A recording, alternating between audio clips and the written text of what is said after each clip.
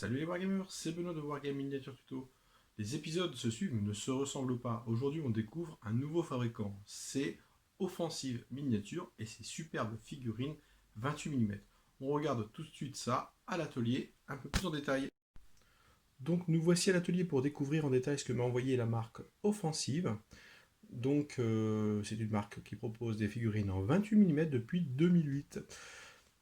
Il propose trois gammes de figurines. La première consacrée à la Seconde Guerre mondiale qui s'appelle la gamme Elite. La deuxième qui s'appelle la gamme Follow the Drum consacrée au Premier Empire. Et la troisième est une gamme post-apocalyptique. On va regarder un petit peu ça en détail et on reviendra dessus plus en détail à l'atelier. On regarde déjà premières observations, donc des figurines avec beaucoup de détails, full metal et des socles qui sont très fins. Très très fins. Ici, une autre pose. Et on va en prendre une encore. On reviendra dessus. Pour une revue très détaillée. C'est pas mal. La gamme Empire, on va en prendre un. Hop. Donc comme d'habitude, j'ai passé simplement un petit peu de shade. Ici, les socles sont peut-être un peu plus épais. Et enfin, la gamme post-apocalyptique, alors plus sur des manifestants, on peut faire un petit peu ouais, du zombicide, alors ce qu'ils appellent Near Future, c'est pas vraiment la gamme post-apocalyptique, c'est vraiment futur immédiat, donc on peut faire vraiment du terrorisme, tout ça. Alors là, c'est une gamme, ils appellent ça les kids, donc c'est vraiment les jeunes dans la rue qui traînent un petit peu, et les jeunes délinquants, on va dire. On va regarder ça un petit peu plus en détail et je reviendrai un petit peu sur les détails de la sculpture et les détails des figurines. A tout de suite. Donc on regarde un petit peu ça en détail et on découvre un premier soldat, donc de Seconde Guerre mondiale, de la gamme Elite. Et on découvre ici le détail très important de ce type de figurine. Donc des figurines qui peuvent aussi bien être utilisées pour du diorama que pour du wargame. Et ça, je trouve ça plutôt pas mal. C'est vraiment saisissant de détails. Et les détails historiques sont vraiment là. Et ça, c'est vraiment du très bon travail. J'adore la position de ce soldat, qui est vraiment pas une position courante et qui est super intéressante. Je vous en montre tout de suite un second. Alors, je pourrais pas tous vous les montrer, mais on va en monter un maximum, comme d'habitude. Ici, second, qui est en position d'attente, ou position de tir, à voir. Donc, détails du visage qui sont assez similaires d'une figurine à l'autre, mais qu'on peut retravailler très facilement à la peinture. Des socles très fins qui peuvent très facilement être confondus avec d'autres socles, donc le travail de soclage sera assez facile. Et encore une fois, beaucoup de détails au niveau de l'équipement. Donc il précise dans un petit courrier qu'il m'a envoyé que les figurines sont totalement compatibles avec la gamme Bolt Action, mais les premiers. Donc en comparant avec du Warlord actuel, on se rendra compte que les figurines Warlord, elles sont un peu plus caricaturales, avec grosse tête, grosse main, alors que là, on est sur quelque chose d'un peu plus réaliste. Mais bon, les deux mixent plutôt pas mal. Je prendrai la mesure sur le troisième qui sera debout. Donc voilà le troisième. Donc avec un socle hyper fin cette fois-ci. Donc vous voyez, le socle s'est même un peu déformé. Un petit trou même dans le socle. Ça gêne en rien du tout, puisque le but c'est justement de fournir un soclage digne de ce nom. Toujours ce visage un peu froid qu'on retrouve. Une très très belle position au niveau de marche. Ils ont pris le parti de faire des petits renforts au niveau des pieds pour que la figurine soit bien stable. Au niveau détail historique, tout y est. Et ce sont vraiment de très très belles figurines. Au niveau des mesures, on va prendre notre petite règle habituelle et on va regarder un petit peu tout ça. Et on tombe sur un parfait 28 mm.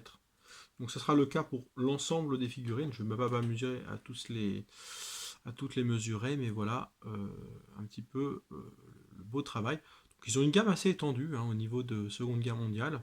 Donc je vous encourage vraiment à aller voir le site parce que c'est vraiment une marque intéressante. Et encore une fois, pour le diorama, je pense que ça pourrait vraiment faire plaisir parce que ça change un petit peu de ce qu'on voit un petit peu partout. Et pour jouer, je pense que ça peut être très plaisant de jouer avec une armée de ce type. Aucun problème, hein. Sur la table, ça match très très bien, même avec les figurines actuelles de Bottle Action. Il n'y aura pas de problème, c'est la bonne taille. On passe au Premier Empire avec figurines. Alors au début, qui m'avait un petit peu interloqué en me disant mais ouais, mais les baïonnettes, elles sont où? Et finalement, bah non, c'était pas une obligation d'avoir la baïonnette. Et là, je trouve que les figurines, elles sont très belles. Pour du Premier Empire, j'en ai vu passer quelques-unes. Très très belles. Hop. Euh, de beaux détails, vous voyez, on voit bien la figurine de profil, et ça c'est vraiment très joli. Rien à dire par rapport à ça. Le détail du fusil aussi est très intéressant. Seconde figurine Empire. Alors là, celle-là, je l'aime bien. Je l'aime bien parce qu'on est tout simplement en train de. Un personnage dans une petite scène où il est en train de recharger son fusil. Alors, ça sort un petit peu des images habituelles de ce qu'on voit de ce type de cette époque. Donc les socles, comme je disais tout à l'heure, peut-être un peu plus épais, mais bon, finalement, ça gêne.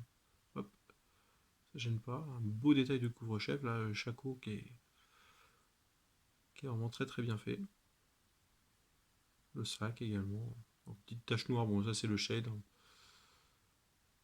Les sabres, tout ça. Et je pensais que c'était un oubli, hein, l'histoire de la baïonnette, mais ça m'a perturbé, perturbé un petit peu au début, mais non, c'est très très très très bien fait. Très très peu des bavurages au niveau des figurines. Alors on va mesurer celle-là parce qu'elle est vraiment bien droite, hein, par acquis de conscience. Et encore une fois, on tombe sur un véritable 28 mm. Donc au niveau des proportions, c'est plutôt pas mal. Au niveau des visages, encore une fois, on retombe sur des visages qui sont quand même qui sont ressemblants d'une figurine à l'autre. C'est peut-être le seul reproche que je ferai un petit peu au niveau des figurines. Il faut bien que je trouve quelque chose à dire parce que honnêtement, il n'y a pas grand chose à dire et c'est très très propre. On passe maintenant aux figurines de futurs proches. Alors celles-là, elles m'ont vraiment étonné parce que c'était un pack un peu plus fourni.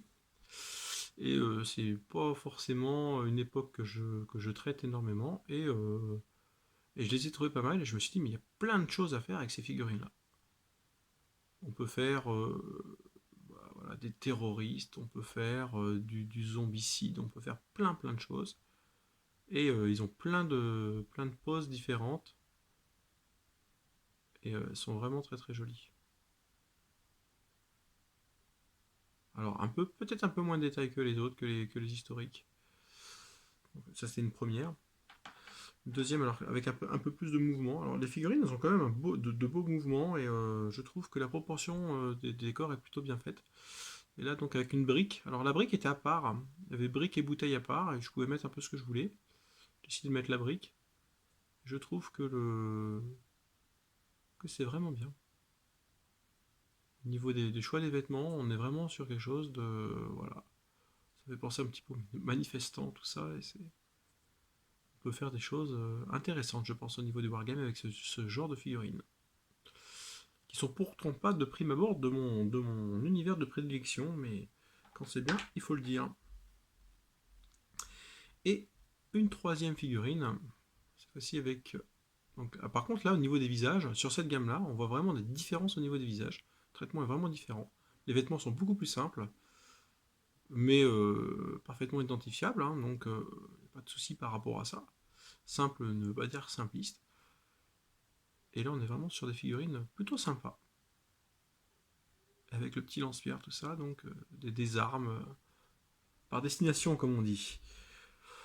Voilà, donc on va comme d'habitude faire un petit retour sur la marque. Une présentation déjà qui a été